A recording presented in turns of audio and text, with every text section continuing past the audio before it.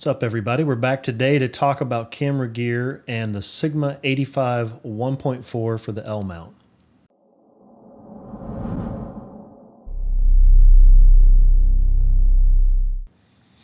So if you're a Panasonic S-Series camera owner, you're familiar with the L mount and the L mount alliance.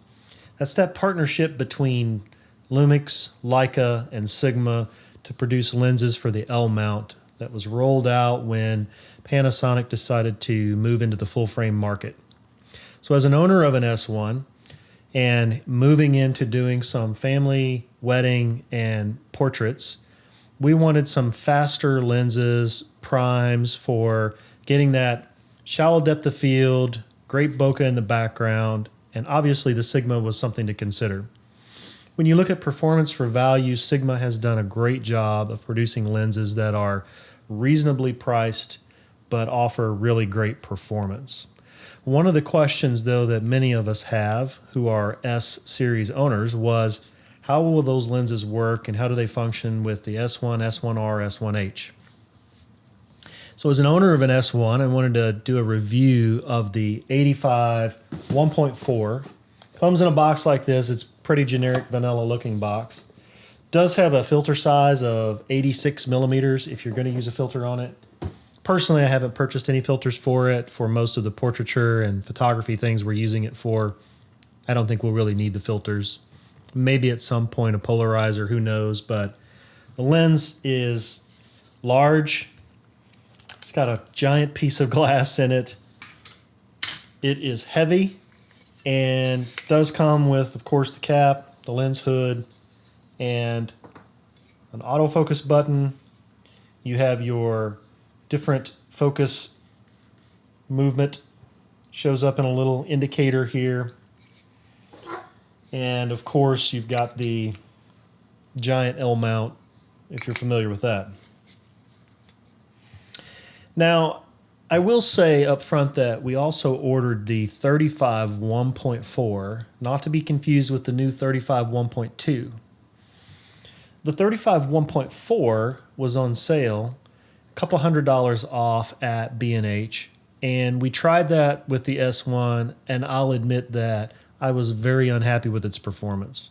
It had to do with autofocus performance, honestly. The lens itself was sharp, the bokeh was beautiful, great other than the fact that the autofocus just did not work at all. In fact, in many instances, when you would try to autofocus and focus on something, it would pulse in and out and never actually lock focus with the S1 for me.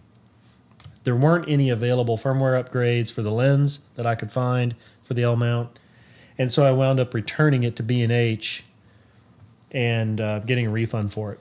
I have not tried the 35 1.2, which is significantly more expensive lens, but maybe the results with it would be better. Kind of holding off on that for now. However, the 85 1.4 autofocus has worked really well. Now, how does it compare to a native lens, like a native Panasonic lens? I do believe it's actually a little bit slower. It's not significantly slower, but it is a little bit slower to focus or lock, I believe. Also, I do believe that there's just a tad bit more noise in it as well, autofocus noise, so you can hear it move just a little bit. But honestly, it's really not noticeable. And I find that you can get great photos and portraits out of it. They snap really quickly. The lens is sharp corner to corner, no problems, no chromatic aberrations, no strange things with the way it looks. And of course, it has 1.4 with that depth of field. It has beautiful round bokeh balls that show up in the background and really does a great job. And I think most of us probably realize that an 85 is a very popular focal length for portraiture and wedding photography and things like that. When it comes to video, I have tried it a little bit with video. That's not my intended use for this lens, but I tested it just to play around with it. I didn't find it was as fast and responsive as the native lenses as I expected, honestly.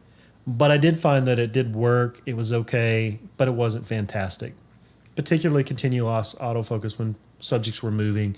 It had a hard time keeping up, but that's not the purpose or the intent of this lens for me. This is all about photography and taking photos, and for that purpose, it's been great. Autofocus works well. It's got a really smooth movement for manual focus if you're into that as well. They're not hard stops, they're soft stops, but you can feel them. You can even hear that probably. When it gets to the end, you'll hear that click. There have been a few complaints from folks that they thought that the lens hood was kind of hard to work with. I personally didn't find that. Thought it was okay. Is it fantastic? No, it's not fantastic, but I mean, it's a lens hood, so I mean, it does what it's supposed to do. Comes with a soft-sided case. It looks like this. Kind of has a hard foam top and then some soft, squishy sort of sides. There's the plastic from the lens within it. I rarely use these things. I don't know if you use these regularly. I do not, but I keep it in case I ever want to sell a lens. Someone might want that. So overall, yes, I do recommend it. I'm going to show you some photos, let you take a look and see what you think.